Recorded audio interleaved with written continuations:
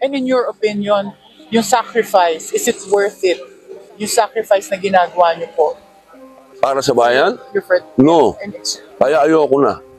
hindi na, bakit po hindi na worth it? Ayaw naman magbago ng Pilipino. Pero ngayon po hindi kayo nabubuhayan ng loob. Nabubuhayan ako ng loob. Iuwi natin. Hindi, magkaiba kasi yun eh. Pamilya ng mga Pilipino. Itong mga kababayan natin nandito kasi meron tayong Bring Home PRRD. Okay. Pagdating dun sa Bring Home PRRD, buhay ako. Ang aking puso, ang aking kaluluwa, ang aking utak, talagang nagdiriwang yan. Pero pagdating sa sasabihin mo sa akin kung gusto nating magbago, hindi natin gusto magbago. Naglolokohan na lang tayo sa Pilipinas. At hindi na ako sasama doon. Enzo Recto, kalaban ang katiwalian at kasinungalingan, kakampi sa katotohanan at kabutihan. Robin Padilla nagsenador para lang pagsilbihan si Digong Duterte. Bakit ko po ito nasabi mga kabunyog? Dahil po mga kabunyog mismo galing sa kanyang bibig ang salitang, hindi worth it ang magsakripisyo para sa bayan. Pero kung ang pag-uusapan raw ay pabalikin sa Pilipinas si Digong Duterte, diyan raw siya nabubuhayan. Malinaw na malinaw dito ang kanyang stand, na ang kanyang puso ay sa iisang tao lamang at hindi sa taong bayan. Hay nako Robin, nagsenador ka pa, kung yan lang ang iyong layunin. Tama yan desisyon mo dito, tumigil ka na lang sa politika, pag natapos na ang iyong termino, dahil hindi ka talaga bagay dyan. Anyway, para po sa iba pang mga sinabi ni Padilla, panoorin po natin ito. Nakakasama mo ngayon si Vice President Sara habang nandito sa Dahig. At isa ka sa mga unang nandito na kasama po niya. How is she handling all of this? Like a true warrior. Talagang warrior talaga. Hindi mo naiyak at any point? Hindi. Tapos na yun. Nasa loob na ng battle si ma'am eh. So, no time to cry. Tapos na yung oras na yun. Itong panahon ngayon, everyday strategy.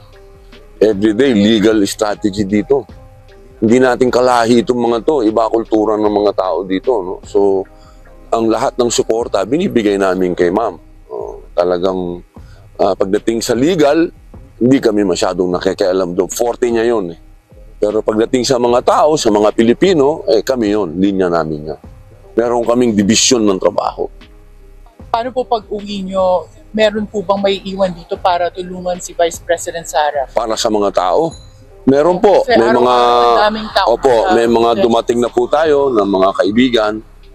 Nandito na po sila, lahat po ng mga sumusuporta at nandito na po sila Secretary Bello, nandito na po yung mga sila Kitty, nandito na po si Ma'am Hanilet. So mas personal po 'yon. Ako naman po babalik na lang sa ngayon ng utos sa akin ni Mayor mga kampanya. So yun po ang gagawin natin. Dito naglalakad ka lang po mag-isa, naka-backpack ka, nag-train ka pa, hindi ka masyadong nagkukotse. Ganyan ka rin po ba sa Pilipinas? Wala ka talagang security?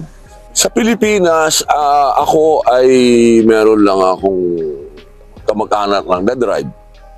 Yun lang. Ang may bodyguard sa akin, siyempre, yung mga anak ko. Ako, wala naman akong bodyguard. Wala naman akong kaaway. May kaaway ba ako? Alam ko, wala akong kaaway. I hope wala, but wala rin pa kami narinig gano'n. Tsaka dito, wala. Tagal ko na dito din sa Europe. Hindi naman ako... Mas masarap maglakad sa Europe. Oo nga, masarap. At masarap po. Sa Pilipinas, hindi ka naman makapaglakad dahil... Lalo na siyempre, po makasok kayo sa Senate dahil papawisan kayo. Hindi lang yung papawisan, hindi ka na makakatrabaho. Kasi puro picture na lang ang gagawin mo. Yan ang hindi ko na... How is Mariel in all of this? Was she supportive na umalis po kayo? Kasi nahiwalay po kayo sa kanya at sa mga sa pamilya ninyo.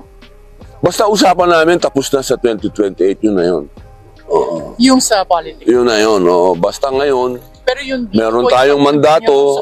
Siya opo. Kasi siyempre may mandate tayo, ma'am. Hindi na yun usapin ng gusto ba niya yung ginagawa ko o ayaw niya yung ginagawa ko. Tapos na yung usapan na yun. Ang issue ngayon, kailangan kong gawin to dahil senador ako. At ako ay nasa ilalim ng politika ni Duterte ang PDP laban. So, kailangan kong gampanan yung role ko. Kay gusto niya, kay ayaw niya, kailangan nyandan siya. Pero so far,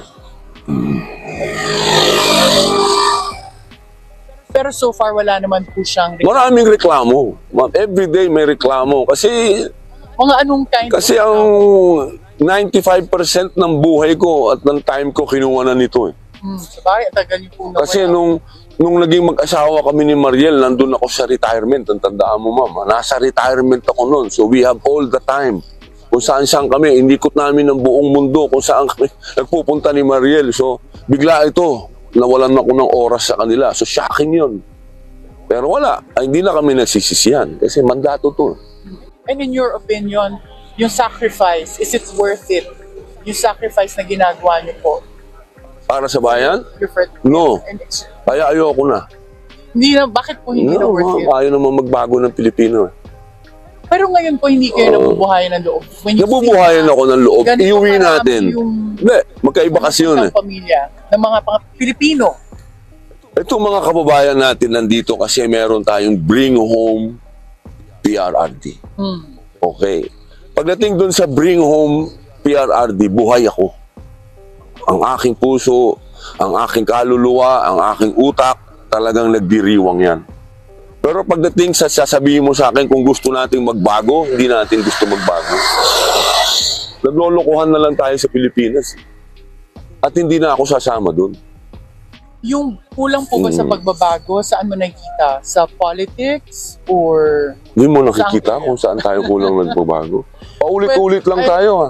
sa politics? Well, sa lahat. Hindi nga tayo status quo eh. Alam mo yung status quo, di sana man lang, ito lang tayo. Hindi tayo bumababa, hindi tayo, pababa tayo eh. Hindi ako sasama dun sa, sinking na, ship. No? Pero ano po ang option pagka declining tayo since lahat tayo Pilipino? Tanungin natin yung kababayan natin, gusto nyo ba talaga ng pagbabago?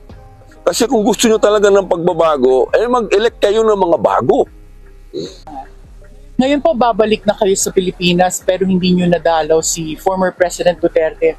Pero kung may pagkakataon po kayo makausap siya, ano po yung gusto nyong sabihin sa kanya? Number one, bayani ka, boss. Yun na, ako, ni-rehearsal ko na yun eh. Pagka binigyan ako ng pagkakataon, sasaludo ka agad ako kay Mayor. Boss, siya ka ng bayani. Yun ang unang-una kong sasabihin sa kanya, tapos yayakapin ko siya. Hindi kita iiwan, boss. Kahit saan makarating, hindi kita iiwan. Yun. Nakausap niyo po ba si VP Sara na pag dumadalaw siya, pwede po bang yakapin si PRRD? Opo. May visiting naman po sila. May personal naman. Yun yung naisip ko because nakadalaw na rin po si Honeylet and si Kitty. So pwede naman pala siya Opo. Ano po ang advice nyo kay PRRD? Dahil napagdaanan mo na rin yung pinagdaanan niya. Of course, magkakaiba yung circumstances. Pero yung kinikwento mo nga kanina, yung mga phases na pinagdaanan mo nung nakulong ka, siguro ngayon meron siyang something similar na pinagdadaanan. Ano po yung magiging advice nyo sa kanya? Well, number one na advice ko is, boss, eto na, huwag kang magagalit, boss ha, pero ito yung, hindi ko dinasal na makulong ka, pero ang dinasal ko, makapagpahinga ka. Ito yun, yung time na yun. Makapahinga ka at makagawa ng libro. Kasi lagi ko sinasabi sa kanya yun, boss, panahon na para gumawa ka ng libro, yung ideology natin, maisulat mo. Kasi sa akin kasi si Mayor hindi lang tao, ideology siya. And the ideology that he represents is Opo. what? Wow, ma'am. Change. Kailangan natin ng bago. Yan ang ideology ni Mayor. Pag nakikita mo siya, kaya natin magbago. Nagawa sa Davao, nagawa niya sa Pilipinas, nagkaroon lang ng pandemic. Kaya natin to. Matupad lang yung sinasabi niya. Kaya natin to. Bumoto lang kayo ng tama. So can we expect na babalik ka po dito sa The Hague? Opo, kasi di naman ako aalis kung hindi kampanyahan. Yun ang order ni Mayor. Siyempre, sinabi niya kay BP, sinabi ni BP naman sa akin, ang order is mangampanya. Tsaka huwag hayaang magkawatak-watak yung PDP. So, kailangan kong gawin yun. Tapos, ang susunod na gagawin ay siguro pagkatapos ng butuhan, babalik na ako dito. Kasi sa June, session na. So, uuwi na naman ako ng June. Hanggat nandito si Mayor, balik-balik ako. Finally, ano po ang message nyo kay Vice President Sara because may iwan po siya dito and originally kasama kayo na isa ka sa mga kasama niya dito? Pinagpipray kita, ma'am, lagi. Ang panalangin ko po ay nasa inyo dahil kayo po ang nagsisilbing leader namin ngayon. Kayo po ang tumitindig. Kaya lahat po kami ay nasa likod po ninyo. Ako po ay pinauuwi po ninyo, kaya ako po uuwi. Hindi naman po ako uuwi kung alam ko naman ang trabaho ko ay proteksyonan po kayo. Opo, pero kailangan po akong umuwi. Pinakahuli kong paalala, ma'am, hindi ka namin iiwan. Kami pong lahat na naniniwala po na si Digong ay dinala dito ng maling-mali. Kami pong lahat ay kasama po ninyo. Maging mga Duterte man o hindi Duterte, basta Pilipino, ma'am, kasama po ninyo. Maraming salamat, ma'am. At maraming salamat po sa inyo, Opo. Senator Robin. Thank you for your time today. Thank you, ma'am. Opo. Bunyog, bunyog, halikan na kasama ka. Bunyog, kapag buklod ay may pag-asa. Luzon, Visayas, Mindanao, isa ang pananaw. Sa bagong Pilipinas ang bunyog isisigaw.